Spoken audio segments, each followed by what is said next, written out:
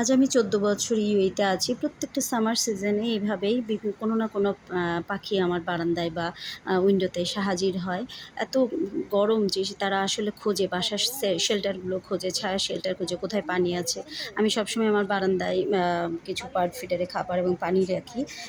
এবার দিতে ভুলে গিয়েছিলাম। তো আমার উইন্ডো টু শেল্ডের উইন্ডো ২ সাইডে। তো আমি ভিতরের উইন্ডোটা বন্ধ রাখি, বাইরেরটা খোলা রাখি। তো ভিতরের উইন্ডোটা আজকে আমি খুলতে গিয়ে দেখি পাখা ঝাপটানোর শব্দ, দেখি এক কর্নারে কবুতরটি বসে রয়েছে এবং খুব ভয় পেয়ে গিয়েছিল। তো তাকে বের করে নিয়ে এসে পানি আর একটু খাবার দিলাম। তো অন্য কিছু খায়নি, পানিই খেয়েছে।